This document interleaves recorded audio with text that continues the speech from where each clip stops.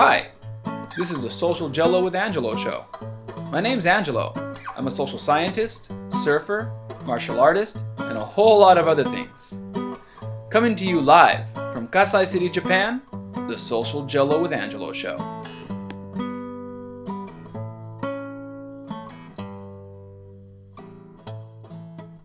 All right, so having a black belt meeting here with the pitmaster, John Hackleman, coming out of California.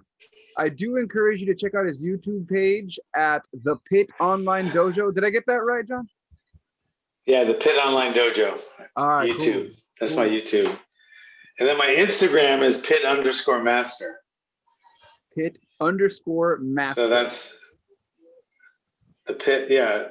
Yeah, just Pit_Master. Cool. Yeah. Well, this is part of the yeah.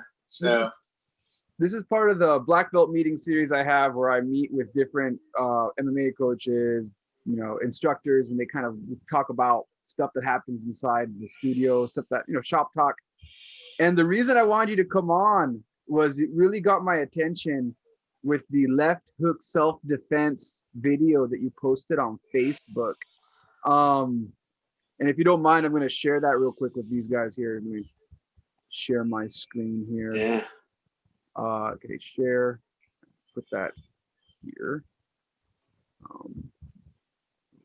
Here it is. Okay, so here's the video so people can see it real quick. He's got you grabbing the guy, he hits you, and then you come in to show why the left hook. First box works if you're Steven Seagal. And then it shows you doing a left hook to knock the guy off of you. And I love the video. I love the simplicity behind it. I love what the message is behind it too. So I just wanted to get your thoughts. You mentioned wrist locks can work, or fancy movements can work if you're Steven Seagal. And then you mentioned how the left hook works. How the left hook is a simple technique, but it's very effective. So what are your thoughts on really complicated self-defense compared to just, having good, strong bread and butter techniques? I think the two things you have to take into consideration for street self-defense, not even the case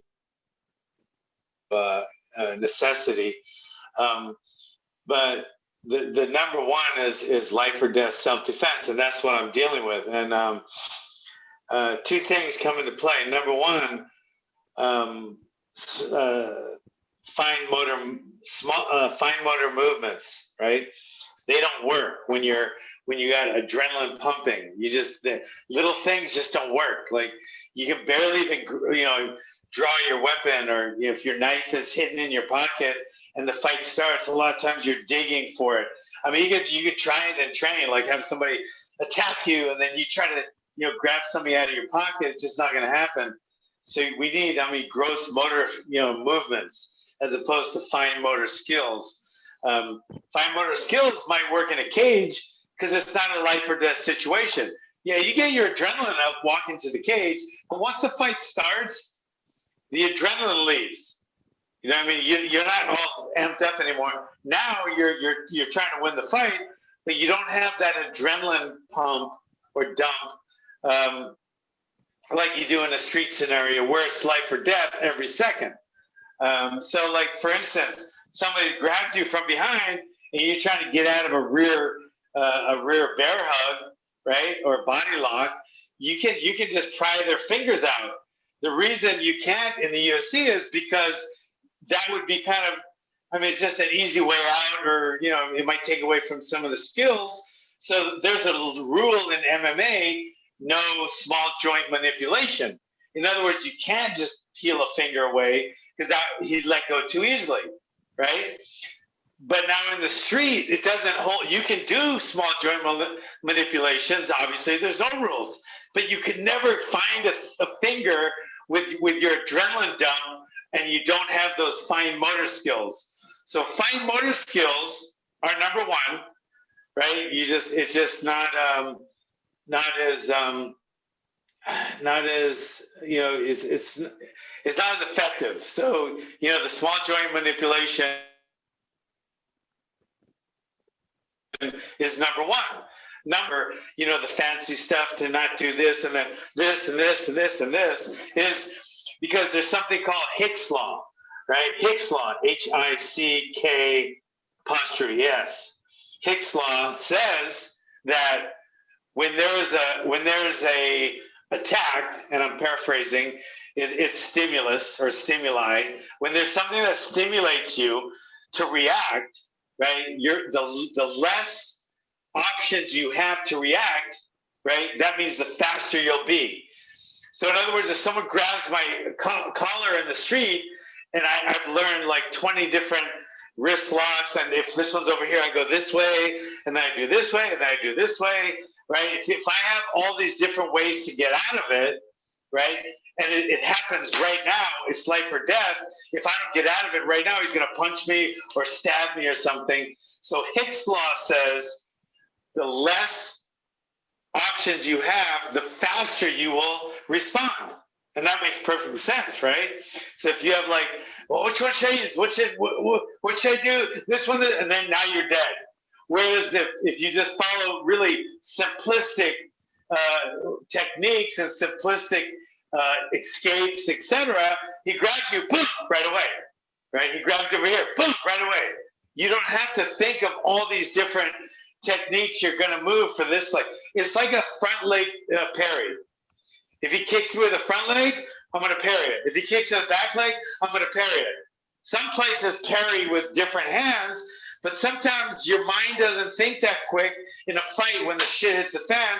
So which one should I, boom, now it's too late. So if you just always parry any type of linear kick below your waist with the same hand, you have less options, quicker reaction time, and that's what Hicks Law says. And that goes really alongside that I heard a lot of different instructors. We talk about having, you can have a. Is that too long? No, that's great. Did that make you fall asleep almost? No, not at all. Sometimes I make myself almost fall asleep. No. I'm that boring. My wife always falls asleep. I'm looking at the points you mentioned, and I'm looking at. That's during sex. That's how bad that is. Anyway, go on. It's awkward. I think it's awkward to say that. I'm not proud of it. Anyway, sorry. No, I was looking up online some of the things we're talking about because you hit a lot of different points at once. And I think I love to find universals, like when it comes to martial arts and techniques. Like I like to find these universal principles, and something that you'll see that you mentioned, the idea of having one solid technique, right? Here in Japan, a lot of the people, they have that whole philosophy. You practice one thing 1,000 times, right? Like I went to this one kickboxing gym and the coach made me do a front kick for like the first 3 months. Just a front kick. He'd sit me there and make me just do a front kick over and over and over. Before I did any of my training, I had to do a front kick like 1,000 times. But the whole philosophy behind it is to have just one move that's solid, that works. And that happens. I've heard, I think it was John Hockheim. I might be messing up that name too. He mentioned the same thing, having one or two good techniques that work and everything else is just extra, right? And I think that's the best way to go. Keep it simple. Because like you said, when you get that adrenaline dump, everything goes blank, right? All these people talk about knife defense here. Right. I'm not a big fan of knife defense. I always say that. I'm not a big fan of focusing all my training on only knife defense. I think having the body being strong is going to help you once you have that knife in your hand. It's needed. But having my whole system be trained around knife defense, there's some problems with that. And what I look at it as, again, having one good technique. And it's funny, you have those guys that do a lot of knife stuff, but then you're like, all right, well, let's put a knife in your hands and let's see what happens. Like, let's do a live drill. Let's just go. Here's a knife. Or even better, another drill that I've seen is I like to have two students come in, they're sparring, doing their regular sparring, and I'll just throw a knife in and see, hey, there's a knife. Who's going to get it first? What's going to happen now? And it's funny how students get shocked. They're always like, sometimes they're in the middle of jujitsu and one guy is about to get the other guy and I'm like, hey, knife. And just seeing that process of like, oh shit, like knife, right? So like, yeah, it's a total different mindset, completely different If you mindset. look at my Instagram, on my Instagram not too long ago, I think I put it up on Instagram not too long. I make my fight team do knife fighting seminars, and they just freak out. They're like, because they're not used to it. But to me, it's just a different way of trying to enter and try to find an opening and try to defend an opening. You know, it's just something different. It's like breaks it up, you know. So I'll throw knives in with my adult class sometimes, and they'll, you know, it'll be in their back of their belt, and then they'll pull it out. So yeah, I like knife defense. I like gun defense. I like a gun. We're big on guns here. Here meaning my world, not the state. Obviously, it's a pretty.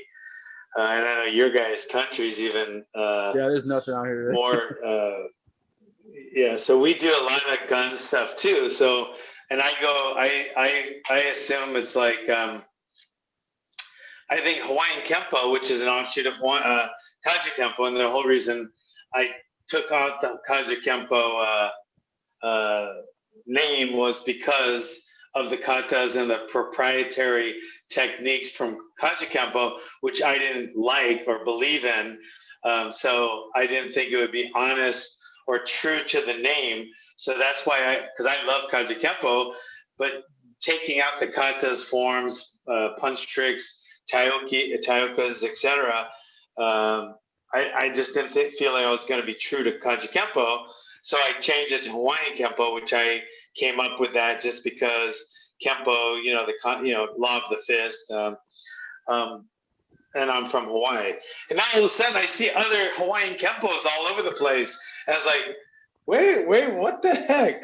Like I know one guy, I'm not going to name him, but there's one guy who I got a black belt from him, like in the late 70s or early 80s.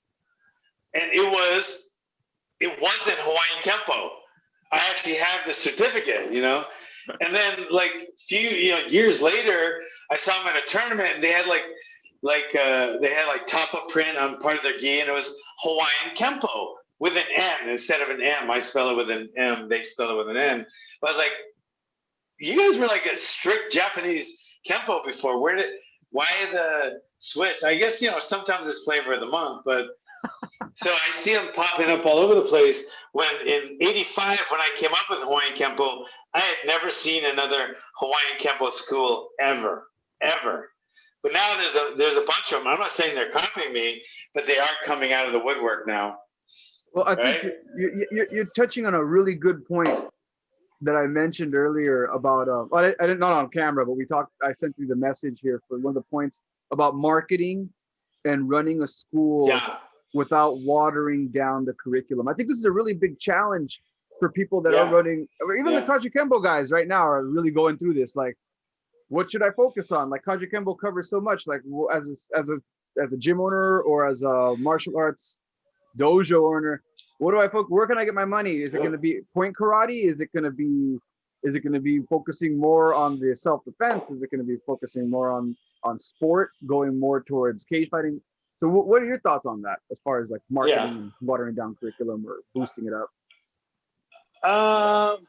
I've been hearing that forever, and I think, I mean, everybody in the martial arts, you know, like including Joe Rogan, I mean, they know that the pit started as like the most hardcore. Our training is legendary. I mean, I know I used to hear stuff about Godin stuff and Kaja Kempo, what it was like, but this was a whole different level than the old days Kaja Kempo. I know that for a fact. And I mean, come on. I mean, me and Chuck are beating each other, sense of both bleeding all over the place and takedowns, and you know, that was just belt testing. You know, it's like. And I thought that was the only way to do it. I thought that was the best way to do it. The gym was in my backyard, and I wanted it to be known as the toughest, you know, gym around. They got a tattoo. They had to get the tattoo, and the sparring was like, you know, no holds barred. You know, no holding back. You know, and it was like that for a while. You know. I remember seeing some people telling me he watched one of my students get a green belt test. He goes, "Man, you're never going to make it as a martial arts school owner, and you'll probably be arrested real soon if you do that kind of testing." And but I was like, well, I want it to be real, so I'm going to do it. So I did for a long time, for years, and now I don't. And I honestly think the way I'm doing it now is better, because I think you do have to be real. But if you want to be that real, then be real with your knife defense too, and use a real knife, right? You want to hold back, with your knife, because the reason you do it is because people can get hurt if you don't. And the same thing holds true for the unarmed, right? So when people say, well, they'll never learn if they never get hit, I go, really? Well, so a guy that's training knife, will he never learn if he's never got stabbed? I mean, you can get hit once and die. Right? All you do is get hit just right. Your head bounces off the cement, and next thing you know, you're in a fucking nursing home 6 months later, right? You think your wife's going to wait for you for that? I think we both know the answer to that. So I don't feel like you have to go all out all the time. In fact, if anything else, my fighters are showing better results in the cage by much less sparring than they used to when I used to spar them all the time. For my belt students as well. You don't have to get punched in the face, multiple times to become a successful self-defense practitioner, just like you don't have to get punched in the face often to be an MMA fighter. One of the most brutal, bloody fighters of recent history was Robbie Lawler. Remember his fight with the crazy guy from Canada, when they're both like sliced open in their face. And it was a brutal fight. He admitted he never even sparred for that fight. Looked like he did pretty damn good, and you don't have to get punched in the head routinely, or even occasionally, or definitely not frequently, to become a tough person. You just don't. So we don't spar anything like we used to, but we still don't feel like we've sold out or we've gone soft or anything, because our training is still very high level and very, very rough. I just don't feel like you need to have cerebral hemorrhaging to prove to everyone how tough you are. Yeah, and also like you mentioned, they've been mentioning a lot, right? This new stuff with traumatic brain injuries, the accumulation. There was that study that came out of England where they weren't even doing martial arts. They were checking out soccer players and the impact of a soccer ball and then blocking it with their head in practice. And they're talking about how even the smallest impact accumulates to a bunch of essentially brain damage, right? So one of the questions I wanted to ask you is kind of like, instead of sparring as much, so what do you recommend? What's kind of like a hard, what is something that's listeners or anybody who runs a dojo who maybe does a lot of sparring, what would you recommend as an alternative? I wish we did this. That's a really good question, and I think we've come up with some state-of-the-art, very effective drills. I wish Godin, my instructor, did it when I was coming up. It would have saved me a lot of traumatic brain stuff. You know what I mean? But I think drilling. We do occasional light sparring. That way it keeps them, keep them on the toes more, keep their timing, keep their reflexes, keep their hands up, and never just spar to the body, because then they'll just get used to defending the body, leaving the face open like Kyokushinkai fighters do, right? They get knocked out by these crazy kicks because they're just used to punching each other in the body and just protecting the body. So we let our guys punch to the face, but it's at a much lighter level, so I'll call it either, depends on the level I want, and depends on the place where they are in their training, but I'll usually say shadow box sparring. Then I just want pretty much no contact, but they're facing each other, and they're shadow boxing, so they're getting up to the next level and say, all right, I want 1% sparring. Then they're allowed to touch each other, but not hit each other hard. So they do have to still keep their hands up, their elbows in, etc. Watch for the takedowns and stuff like that. But they're not taking constant boom, boom, boom, like we used to. You know what I mean? Yeah. So that's what we do. We drill. Drill all the time. Drilling. I'll drill the same technique. Leg check with a counter. A combination and a shot over and over and over. So when they get in there, that combination and the shot come very, it just comes effortlessly as opposed to, just making it up as you go along. And I don't want them sparring and always having to be worried about getting hit really hard. I want them to flow more and become more creative, because getting hit often doesn't mean you're going to take a better punch. It's the opposite. The more you get hit, the less you're able to get hit, right? The chin goes away eventually, and it goes away from getting hit and getting rocked enough, and that includes in sparring. So your chin stays solid longer. The first time you get knocked out, it's like you're a virgin, and a girl, like she's a virgin, the next thing you know, she's having sex. She can never be a virgin again, even though she tells everyone she is, right? But the same thing with your chin. We call it virginity, right? Once you lose your virginity, a lot of times it starts going, it starts leaving you, right? And some people stays for a long time, some people doesn't.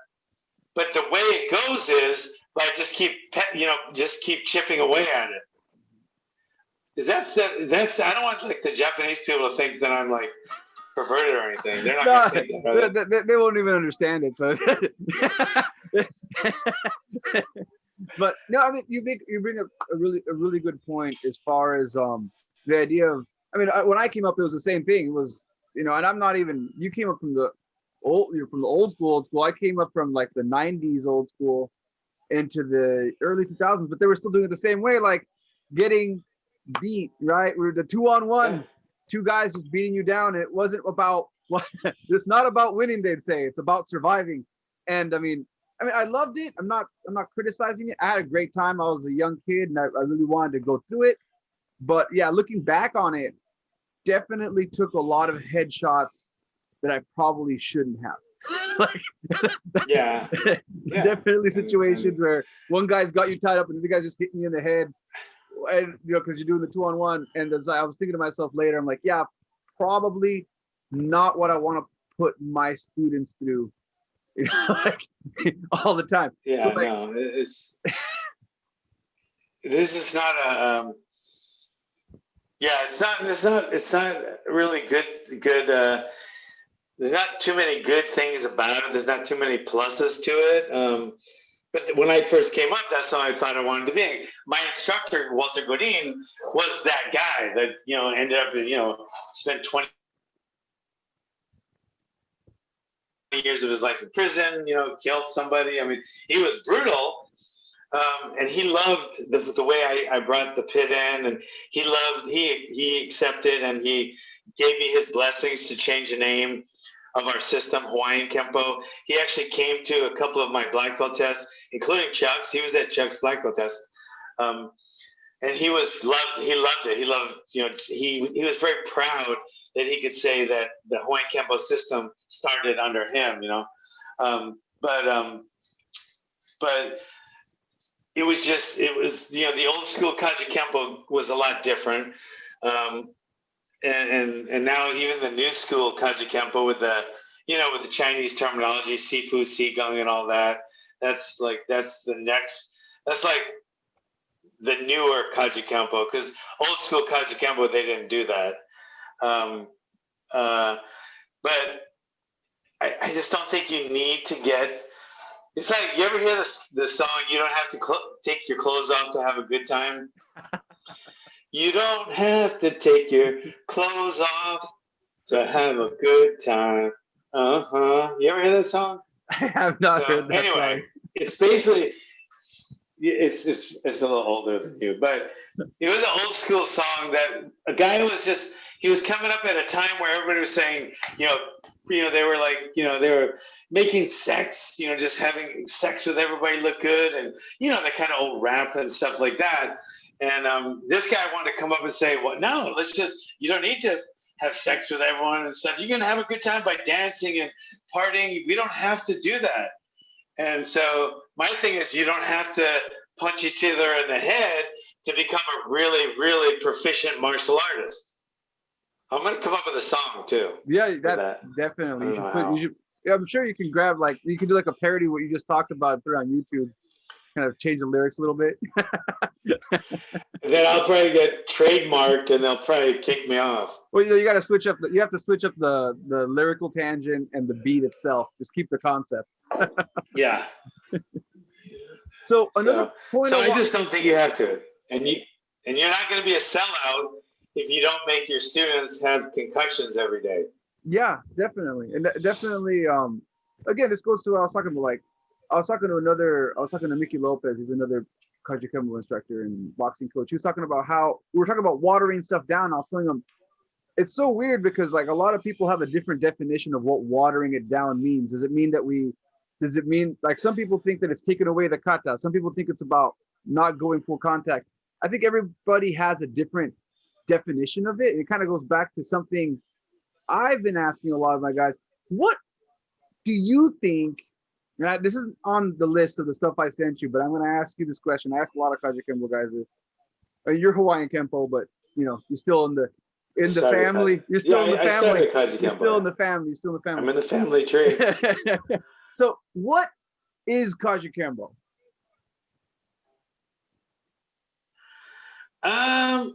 To me, to you, yeah. To me, Kaji Kempo is a state of mind to me. It's a state of mind that as a young, blonde, vulnerable, kid growing up in the tough place in Hawaii. So Kaji Kempo to me meant, like Godin used to always say, animal instinct. You got to have your animal instinct. He would say that all the time, like we're doing our punch tricks or our different defense grabs, defense combos and stuff, and always on the ground. Once they hit the ground, he would yell for animal. He wants the animal instinct. He wants you to finish the guy. And like the chin in MMA, you also have to have animal instinct. You have to have that KO instinct because you see a lot of guys, they rock the guy. You can even see it from the watching it at home going, finish him, he's hurt. But some people don't get that. They just don't get it. And then next thing you know, the guy's recovered. Now he gets knocked out. Yeah. So you got to, that animal instinct is something that I think you can create. You can build up like, you can't build up your chin. You can't build up your heart. But you can build up your strength, your speed, your techniques, your mental, your fight IQ, and you can also build up the killer instinct. And that's what Kaji Kempo meant a lot to me because, hanging out with Godin and going to this tournament or that fight or watching him do his drug collecting and shit, I just saw something in him where he would just go after someone like an animal, And I always associated that with Kaji Kempo and the thick black gis that had like white strands of sweat because they use the same gi all week and they've been sweating all week. So it's the dried salt. It would be all over their gi. And that's where I came up. When I came up, that's what it was like. And I associated it with just the animal instinct to finish people off that tried to hurt you, and I broke up I didn't break up the Kaju Kempo that much. Like now in Hawaiian Kempo, I've separated them a lot more. It's karate, the striking, the wrestling, the groundwork or jujitsu, and the conditioning. So I have 4 things now where Kaju Kempo, it was kind of like an MMA, or it's kind of like an all-inclusive martial art, but I felt like the katas took away from that. I felt like the katas turned it into just a full-on street fighting technique, learning all this, And then once you start doing the katas and taking your training time, learning these moves that meant nothing, you know, in a real fight, I didn't like that part.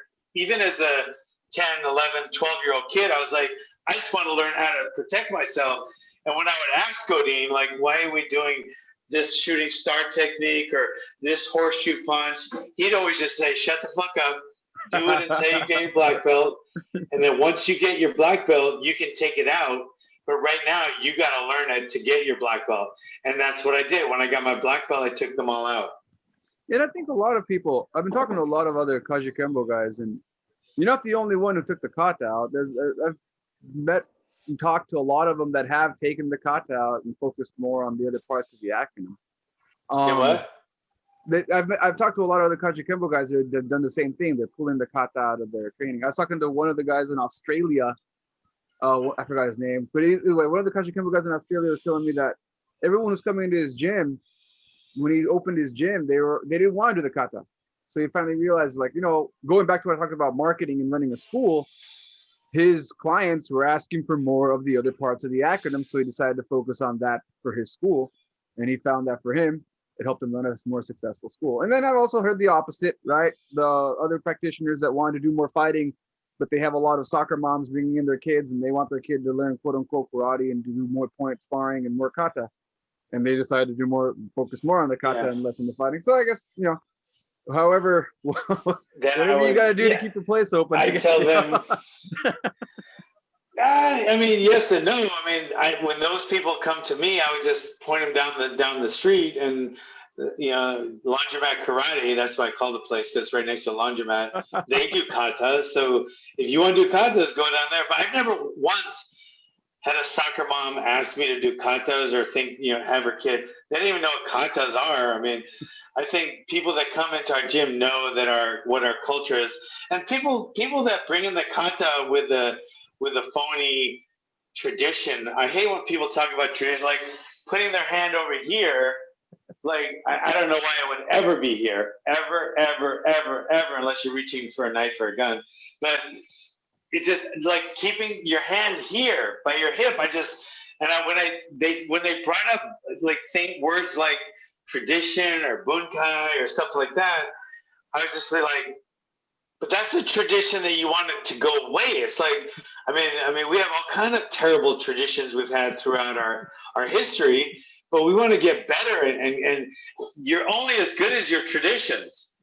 And I feel like the pit right now has the best traditions, and I'm so proud of all of them.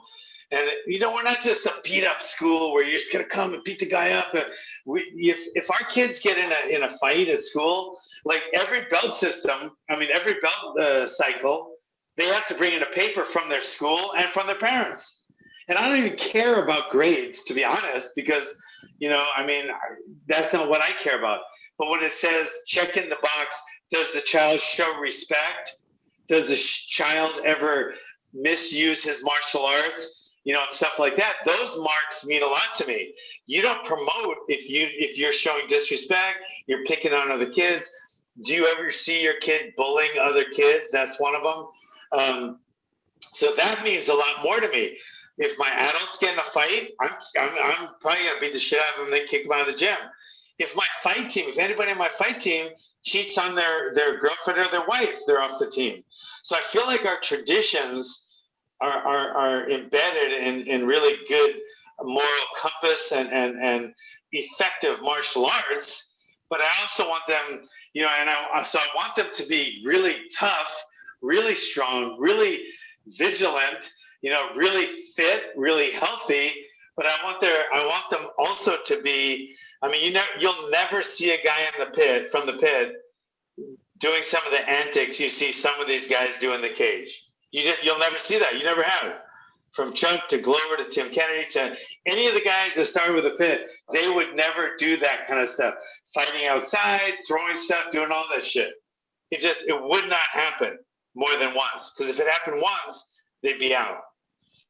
Yeah, that's again, that having, I guess the difference between having traditions for the sake of tradition or having traditions for a reason, for moral teaching, right? Moral reasoning. And I think that goes a little beyond. Right?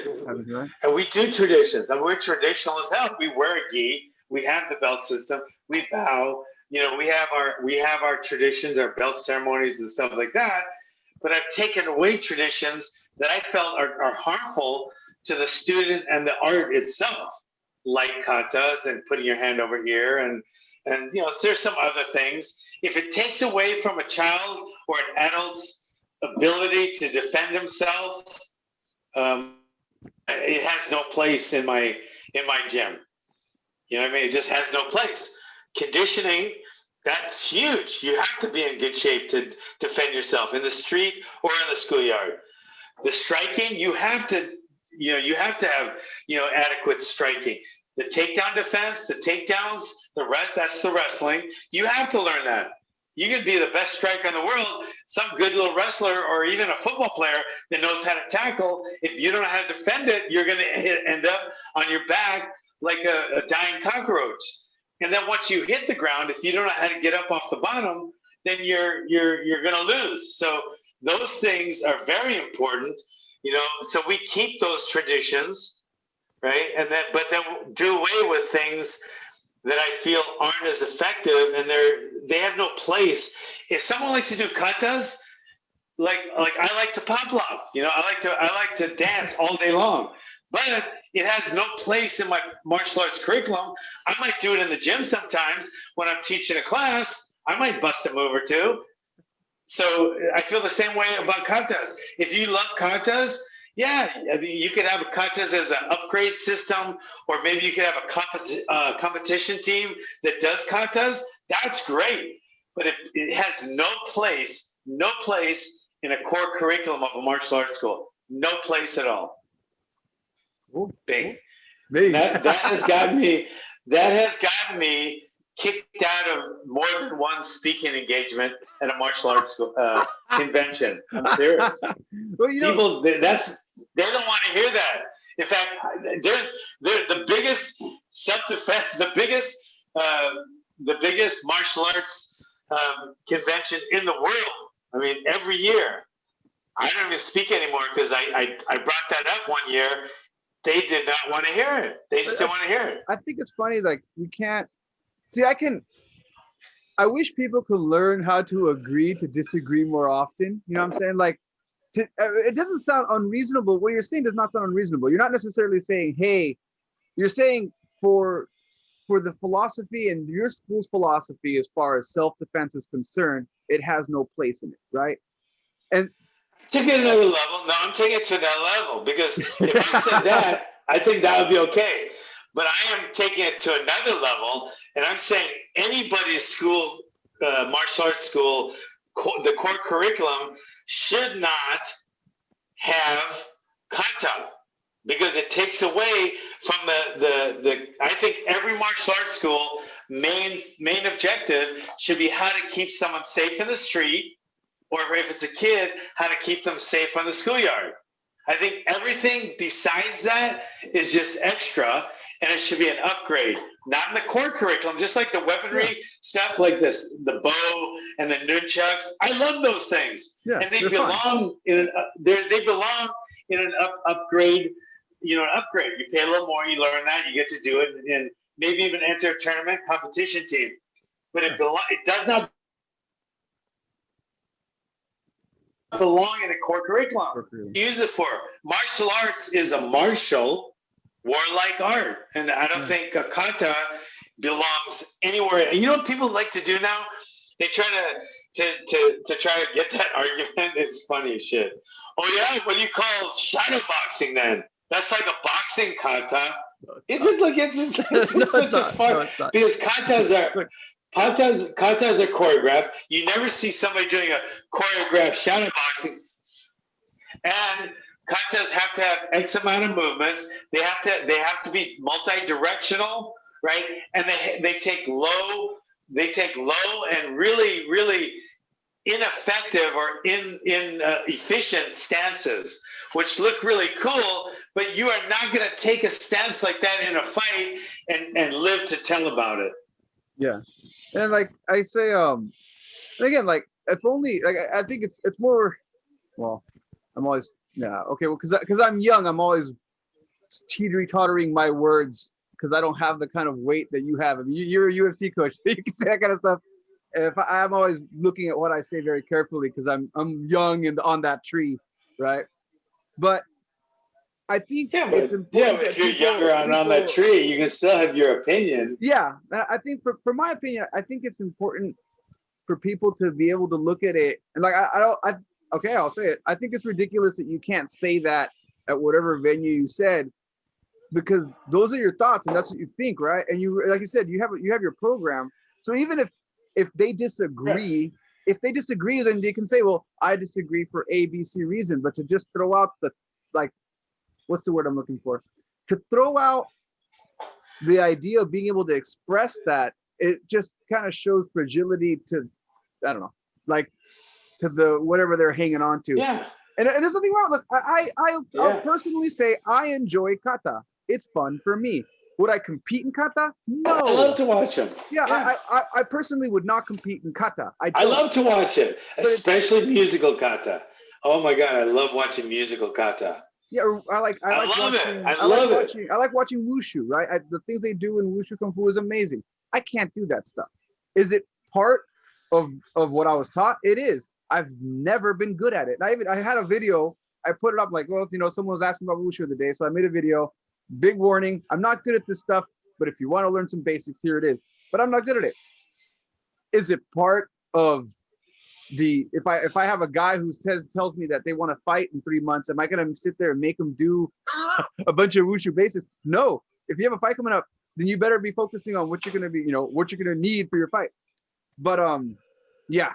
Now I went on a tangent. So there's an important point there. There's an important point. I'm going to tell you the important point. I mean, and the kata, because I came out of that same seminar doing a kata, one of my old Kaja Kembo katas, right?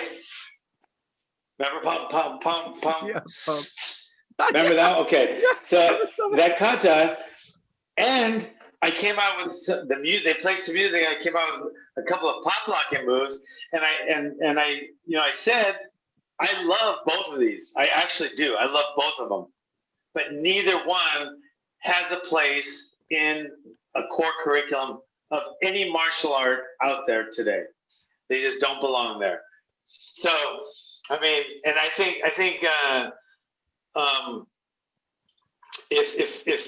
if the person doesn't like me saying that, that's I mean, yeah. But they can't argue the point, and they try. They even came up with a phony word called bunkai, right? I'm Googling this. Go ahead. I'm Googling what this is. Which I guess the craziest kata, the move, and you would never see a guy do this in a fight. It would never work. But then they go, well, the bunkai says I would actually grab the guy and then I would hit him, and they come up with all this stupid shit, but it had nothing to do with the movement of the kata. But then they try to explain it away or make it up by saying, oh no, that's the bunkai. It's the philosophy. So I don't know. Is that a Japanese word? That what I'm looking at bunkai. Bunkai. I'm looking at bunkai. And how does that translate? It translates to literal meaning of analysis or disassembly. Is a term used in Japanese martial arts referring to the process of analyzing kata and extracting fighting. And I think I do remember. So they made it up. They made it up for that. I do remember that.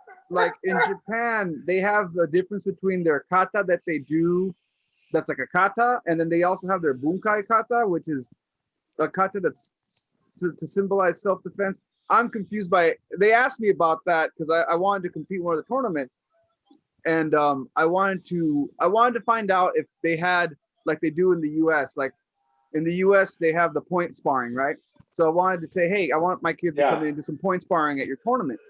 And they said, well, you're not a part of our association. You got to pay us this much money to be a part of our association. I'm like, oh, okay. Well, what are some of the requirements?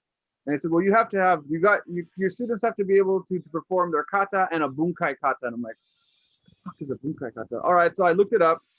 And at the end of the day, I decided not to do it because I was like, I first of all, I don't agree with the idea that I got to pay your association thousands of dollars just so that my kids can come in and do some point sparring that I don't really want them to do anyway because the parents are asking me about it.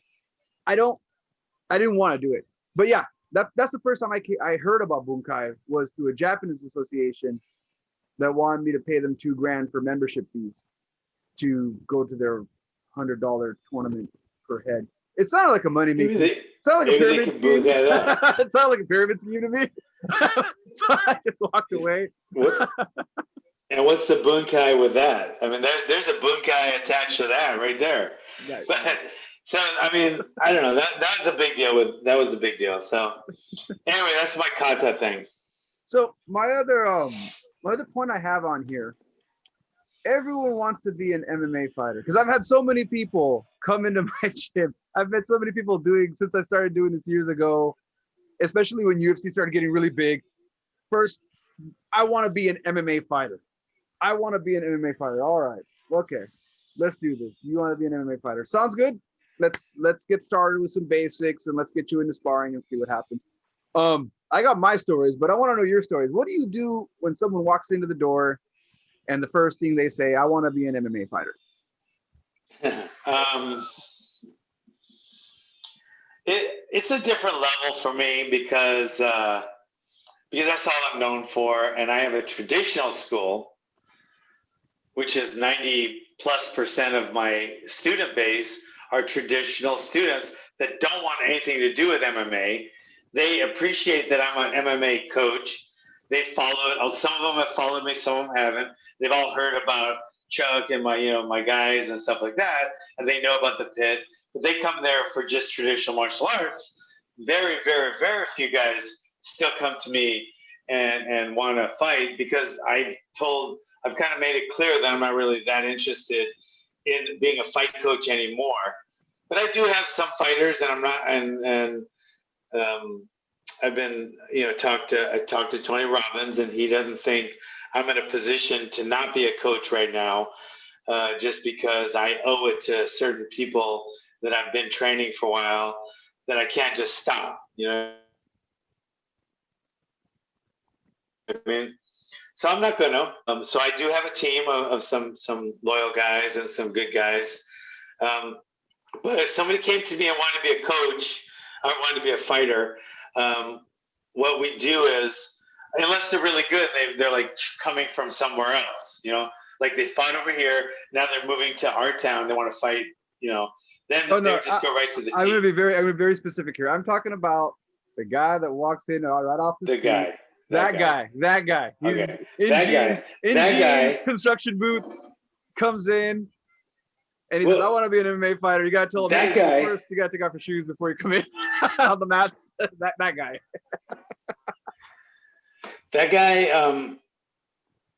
guy, since our style doesn't have any proprietary movements that aren't directly related with fighting, whether that fighting's in the street, in the cage, in the ring, wherever, every technique we do every day, every class is directly related with a fight. There's nothing that's choreographed. There's nothing that's prearranged.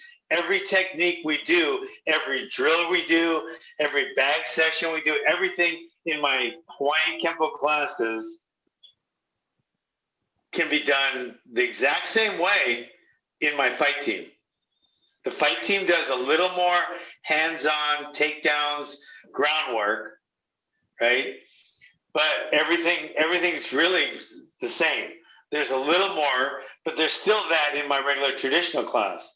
So if somebody off the street says, I want to be a MMA fighter, I'll say, okay, well, join the Hawaiian Kempo class, which is MMA. It's MMA, except MMA is a sport. Hawaiian Kempo is a martial art. But we teach, everything we teach is you'll see in the UFC. But we teach it for the street. So they'll train with my Hawaiian Kempo class and just see how they pick up the moves, pick up the conditioning, and then they can come extra on Fridays and do sparring. And that's when my Hawaiian Kempo guys spar. That's for the guys that really want to spar. Nobody has to spar, but they can if they want. So they come on Fridays. And then that guy will come on Fridays, or girl. And then if they still like it, right, I'll watch them, get a couple belts. And if they still want to fight, then I'll move them into the team. And that's different training time.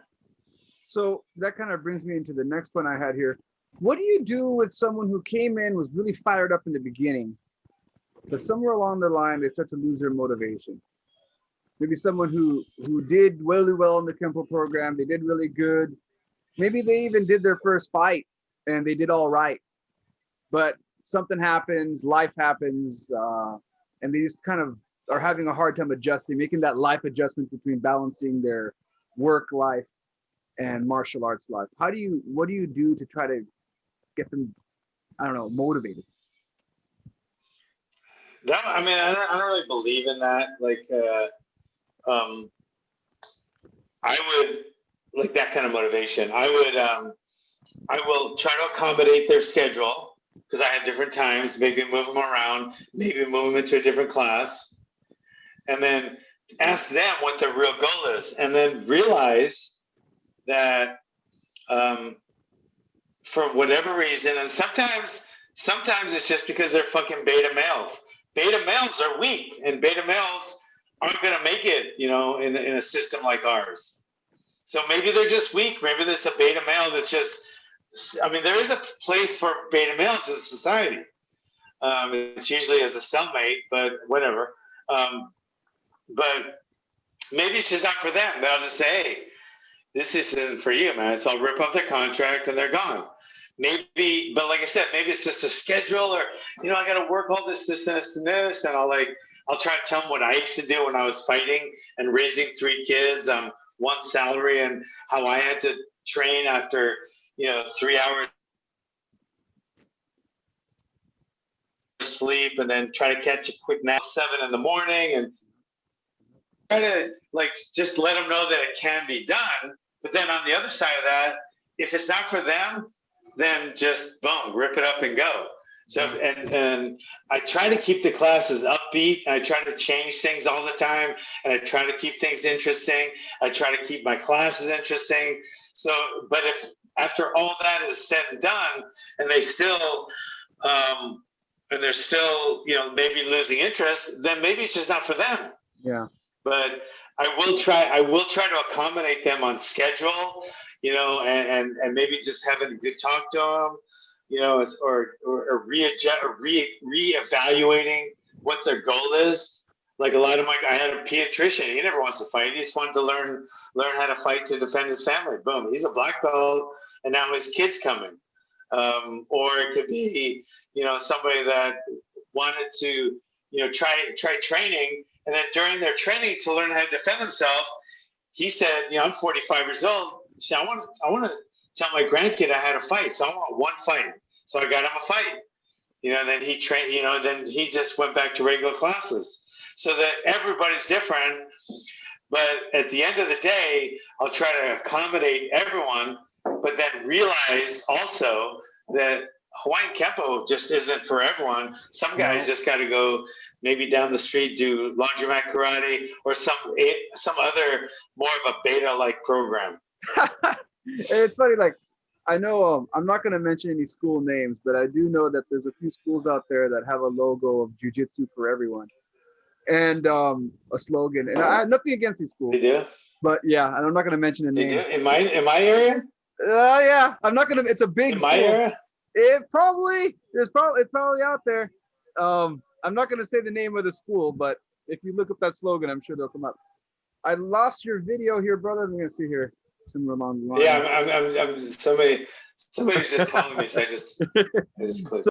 So okay, yeah. So I don't know about that, but what you just said though is something I always tell the other guys. Kaji Kempo. Well, you have Hawaiian Kempo. I do Kaji Kempo, but I say that all the time. Kaji Kempo is not for everyone.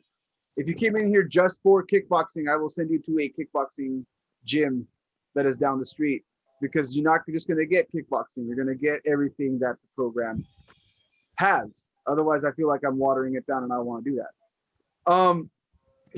My other question I was going to ask you was promoting a fight. How to get from amateur MMA to pro, and what's expected out of you. because I know a lot of people will have that point where they do a few amateur fights and they're trying to get into pro, and there's a lot of stuff that happens in that journey. What kind of advice do you have for people who are trying to go, they're at that amateur level and they're doing a bunch of small fights for a little bit of money, but they're trying to go pro and they're trying to get into that circuit and they're trying to figure out how to promote? What are some recommendations for that kind of person? Again,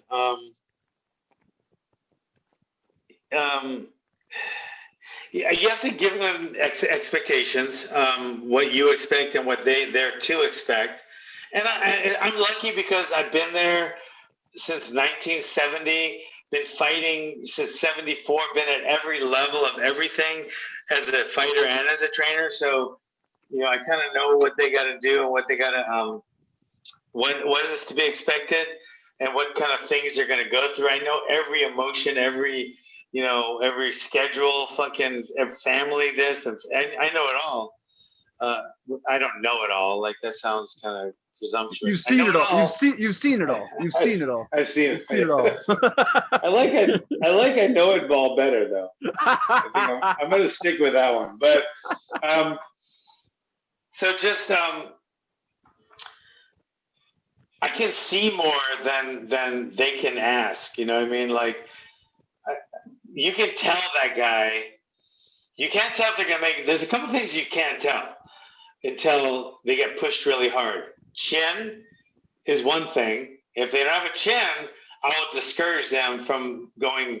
You know, they want to fight. They should, you know, fight as far as they can, but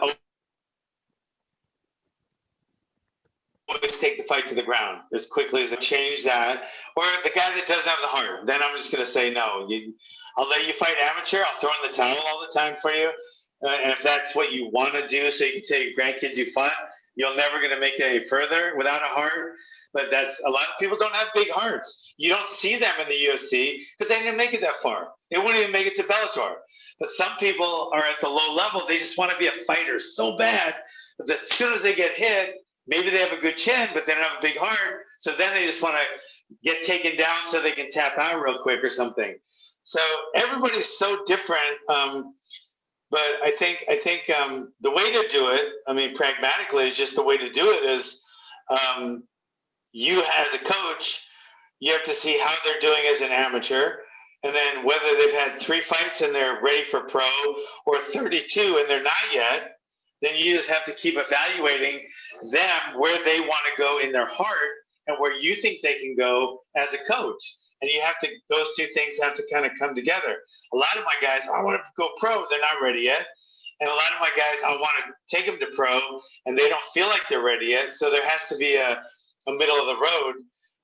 They just, you know, so I think to do it now, to do it is you find a low-level show in your area, a pro show, and you get in touch with the promotion and send a video, or everybody has that now with YouTube, but you get a low-level show in your area, you know, and get your guy a fight, and then go from there. And then they go to the next level. It's kind of like baseball. You got AA, you got single A, double A, triple A, and then majors. And, you know, after college, most guys, unless they're superstars and go right to the majors, they start off at, you know, double A or single A, and then they start climbing up the ladder. And that's exactly what it is with MMA. Like, you got the single A, which is little Indian casinos, fights, and then you got double A, which is some of the lower, you know, shows, and then you got triple A, which is like LFA, PFL, Bellator, and then you got the majors, which is the UFC. So when they're ready, you got to decide, you know, if you think they're ready, and then you got to start promoting them to the promoters. And how does it work in the U.S.? Because like I said, I've mostly out here in Japan. The way it looks like to be is you have your gate shows. They don't have casinos. You have your gate shows where it's essentially like a low-level tournament, or I'd say not even tournament, matches. Smoker, like smokers. I guess a smoker minus the bar scene. It's actually held at a gym, and all the people. Okay, smoker. Yeah, okay. So it's a smoker. It's still considered a smoker because I wasn't sure. So it's lower. So is it okay? Can you win an amateur Can you win an amateur belt in one of these smokers? No, you have to win 3 fights, and then from there you can go on to their promoted event. At the promoted event, you have to sell 10 tickets in order to not have to pay to fight. Oh my God. Yeah, and this is that's criminal. That's like that. So no, don't get me started. So yeah. We have that here. Okay. If a promoter tells me that, that's a crime. So that happens over there. I said, I just kind of yeah, I don't like it. I don't like it. This is what I tell them. This is what I tell those guys.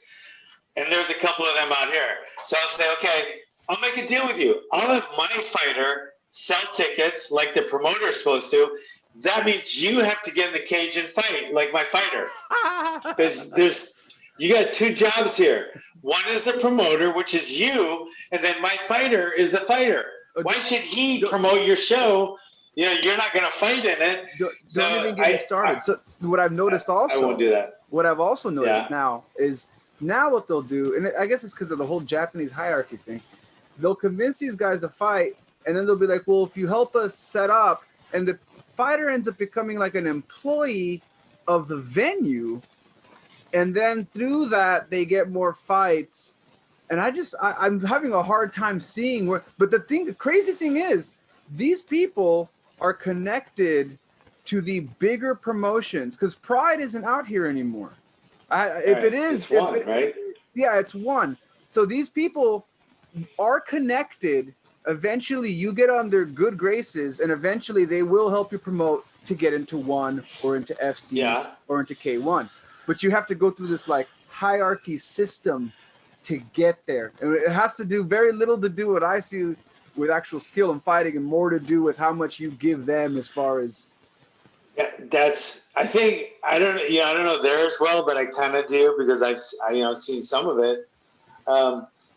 But that same thing could be true here. You got to sell tickets, got to do this, got to do that. Unless you're like, Joan Jones or Chuck Liddell or Glover, then you get streamlined right to the top. Then you don't have to do that. Like Glover never had to sell tickets. Chuck never had to sell his own tickets. Some of the lower guys do in the beginning, but if the promoter sees the guy and goes, holy shit, oh, you're on. But if he's kind of like, not quite as good, then he's got to get in line. Just like in anything else, right? If you're good at something, right? Then if you're good at something, then you climb the ladder to get to the top. But if you're really that good, you're gonna skip a few rungs of that ladder, right? All right. So that's how that'll work. So there is a similar system to that in the U.S. because I wasn't sure. Like I haven't. Yeah. I've only seen the Japanese version of this. Yeah. All right. So, all right, cool. That does cover that point really well. My okay, there's two more points before we're wrapped up. One of them that I really want to talk to you about is training after retirement. After it's all said and done. What are your thoughts on training after the person's done? They're no longer fighting in the cage. Maybe maybe the competition days, whether they fought in the cage or not, competition days are done. What's that like? What's that look like for people? I'd say it's a blessing for me, and it's emotional. It's an emotional thing for me. That's I hated training when I was fighting. I hated fighting when I was fighting.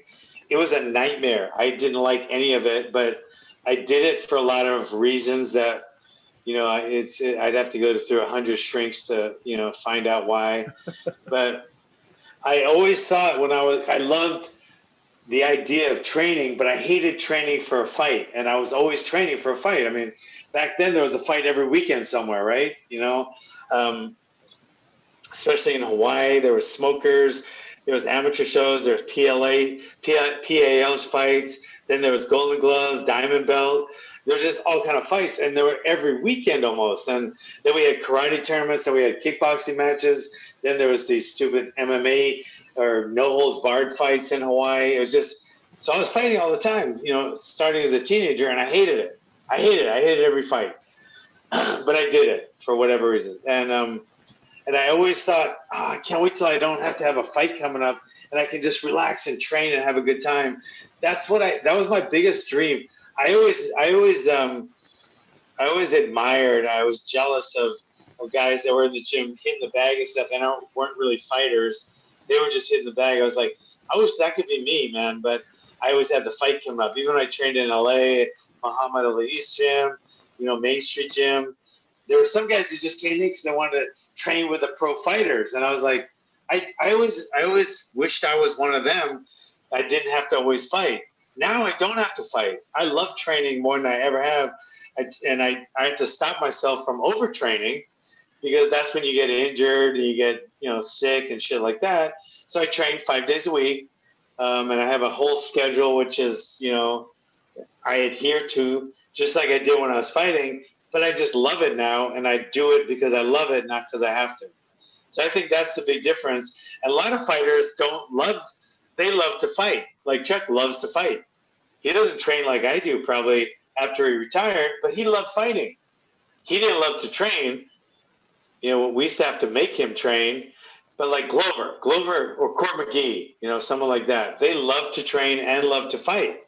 So he's in heaven, whether he's in the cage, getting ready for the cage in the dress room, or training at home for his fight. He loves that whole process. I hated it. He's in heaven when he's training, and he's in heaven when he's fighting. It's fucking crazy. So when he's retired from fighting, he's going to still be training and teaching and rolling and sparring and shit like Court McGee does. And some guys don't love training, so they won't train quite as much when they retire. They won't train at all when they retire. So I think that's very individual. I'm more of I've always loved training. I've always hated fighting. Love training. Yeah. Yeah, because I came in from. And I did too. I came in more. Your background very similar to mine. I got into it because of being jumped. So it was the gang violence that got me into it. It was the fighting that got me into it, but not because that's not why I got into it. I got into it because I didn't want to get beat. So I learned how to train. I loved the training to be able to defend myself. And then I found out that fighting was. And I was that too. Yeah. Well, man. But then I think mine was Godin. He's the one that talked me into fighting in the Golden Gloves, because he wanted his guy to be that fighter. Then when that first no holds barred fight came to Hawaii, it was called the World Series of Martial Arts. He got me to go in it, and he worked my corner. And even though he wasn't, he didn't know anything about sport fighting, he worked my corner in boxing matches. He just like that. So next thing I know, I'm in the Army and I'm boxing. Then I get out of the Army and I'm boxing and kickboxing and stuff. And it's just in my mind that that's what I should be doing. And that's what I just always did. But I did not love it. So I do love training though. So yeah, I love training. Now I train the different.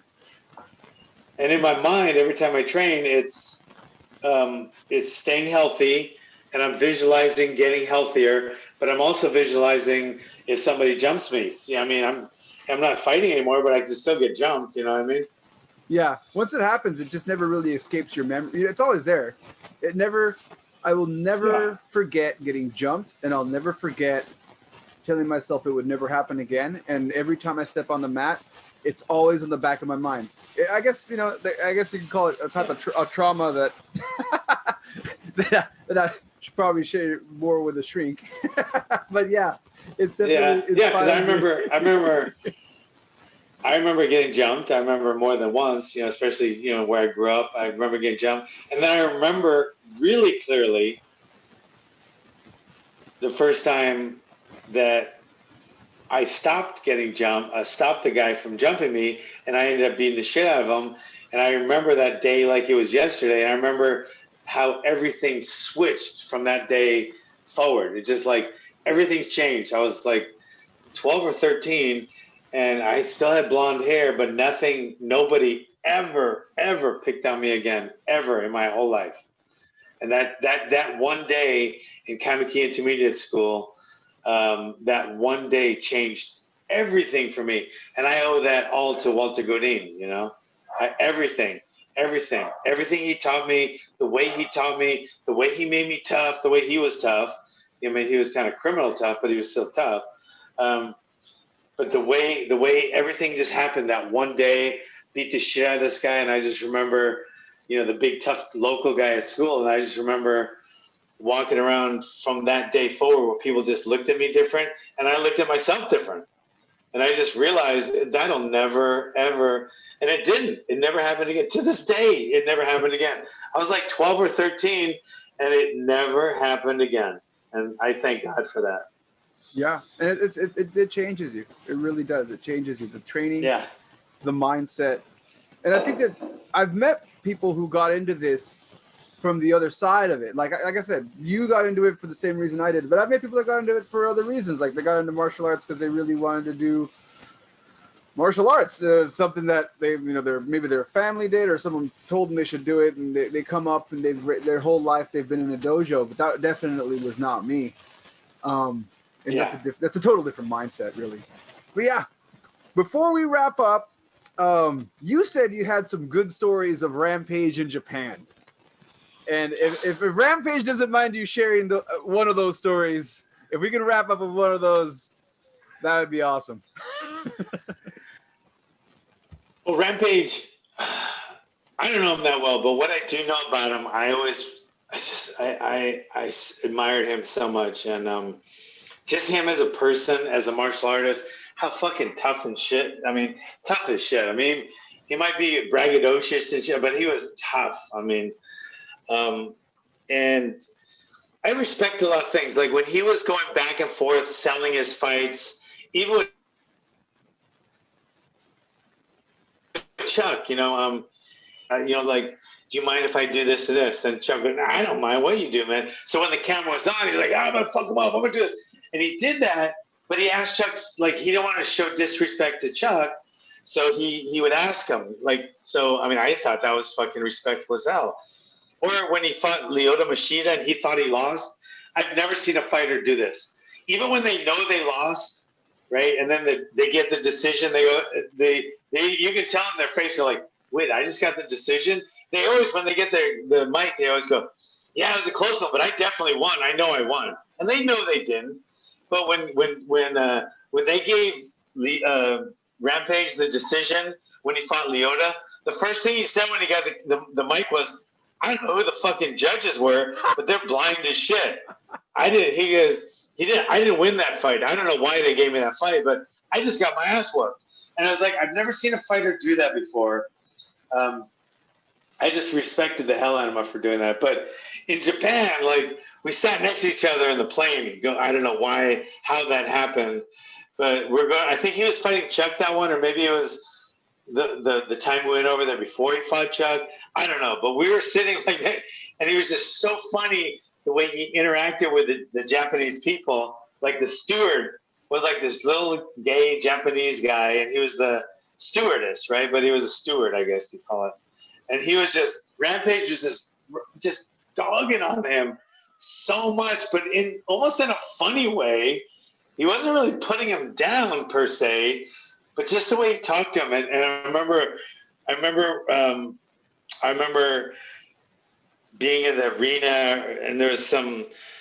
I guess the Japanese don't have braces, a lot of them, or something. No, they don't. And they don't.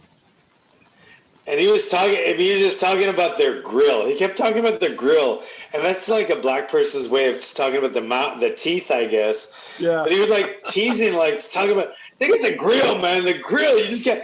And it was like, I don't know why that caught me as so funny, because he was trying to. I mean, because even no matter with Rampage, even when he dogged you, like, I always felt he did it in a respectful way and kind of in a way that was just funny.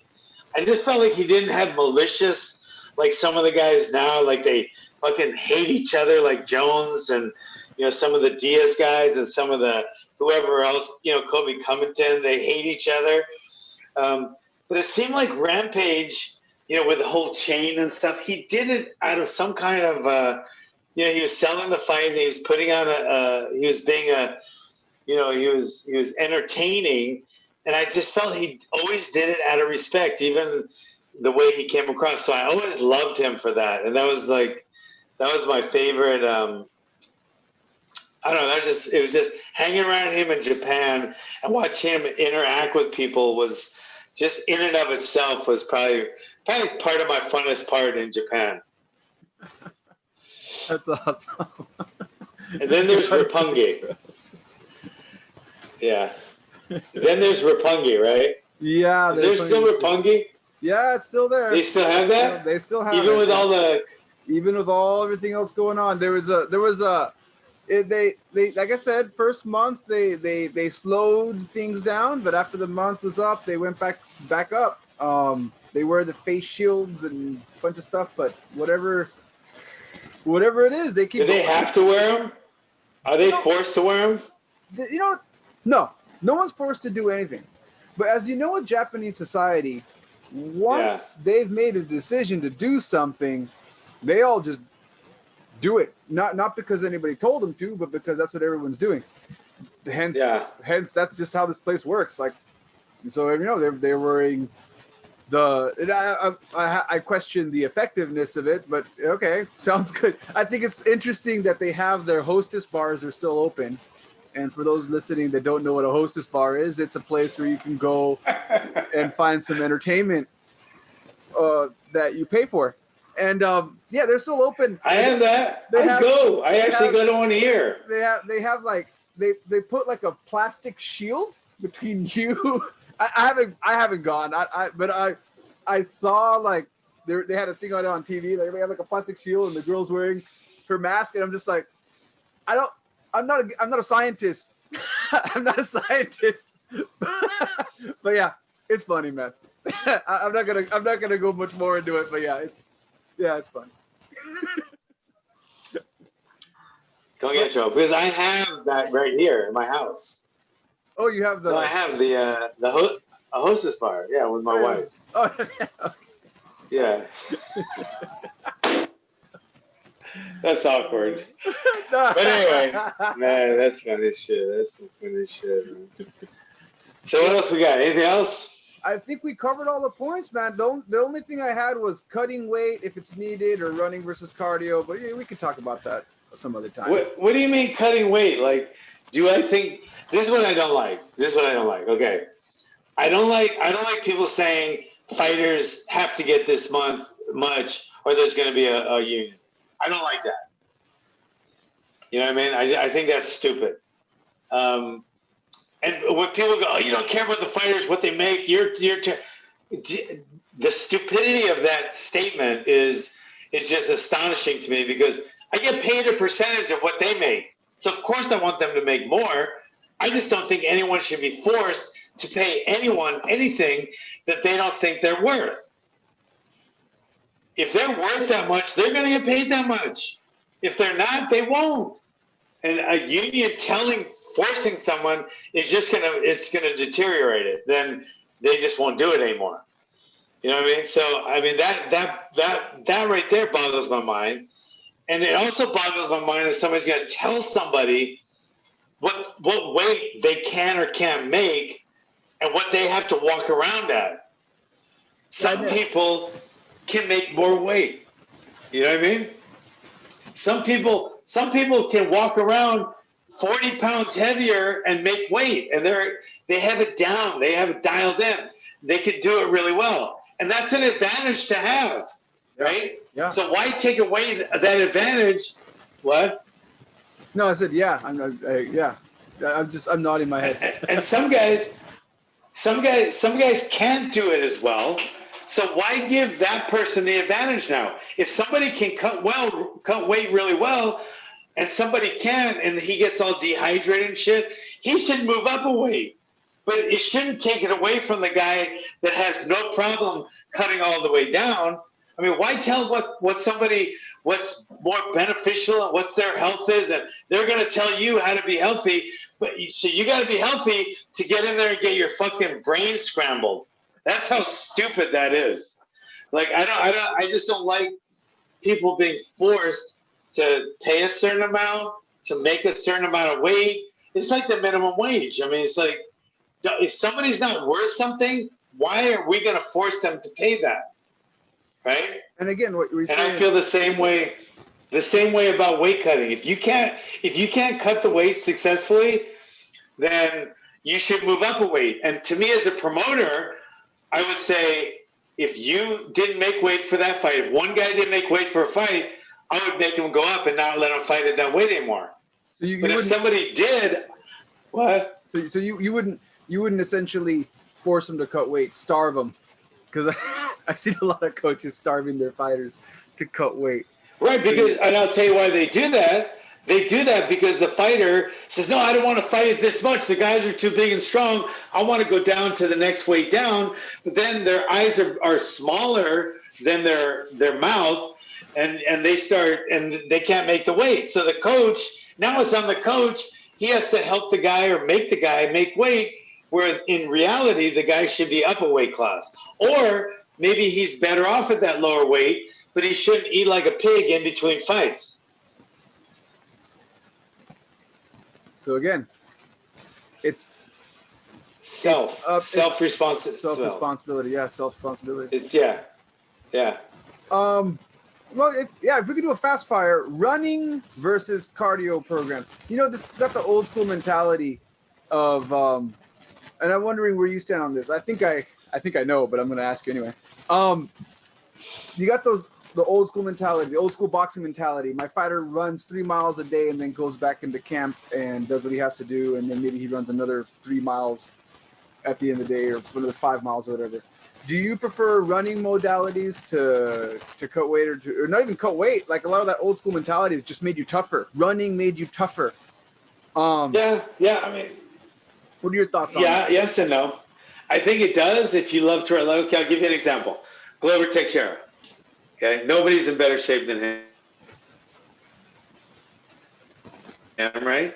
But he does a lot of anaerobic work, a lot of air dyeing, a lot of rowing, a lot of burpees, a lot of cardio anaerobic workout in the gym that gets his heart rate just as high as anybody running, right? And we see how look at him. He always gets stronger as the fight goes on, right? He's in great shape. He's 41, right? But most of that is by in-house anaerobic work. Sometimes down at the park, he'll do sprints here and there too. But most of his work is like Olympic weights over and over and over. That gets your heart rate up so high, and he does that kind of stuff. But now his sparring partner, Alex Pereira, the guy who's the Glory kickboxing champion, right? You know who that is? Yeah. He's the guy that knocked out Israel Adesanya, right? Yeah. Okay. So he just likes to train, like hit the bag, spar, and then run. And that's all he really cares about doing. So he likes to run. He'll go like 5 to 20 miles sometimes. All he likes to do is train, like spar and stuff like that, and then run.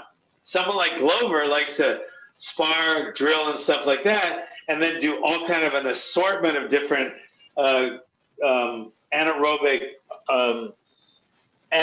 type drills.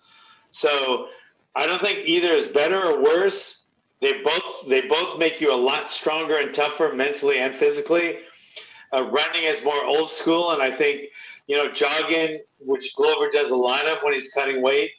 I think jogging is great for getting moving and stuff, but I don't think it's necessary to include in your training camp if there's other things you like to do better. Cool. So again, it's on the individual and what they prefer as far as the training modality. Cool. Well, yeah. That covers everything, man. That was everything I had on my list. Unless there's anything else you wanted to bring up. No. I'm good. We'll talk again. All right. Well, it's always a pleasure, and thank you very much for being on the show. For my listeners, stay tuned for the wrap. Actually, let's just do the wrap up right here. Hey, Social Jello with Angelo. Hit subscribe on YouTube. It's much appreciated. Make sure to check out the Pitmasters YouTube site, as I mentioned earlier. If you want to say it one more time. The Pit Online Dojo. The Pit Online Dojo. Check it out. Catch you all later.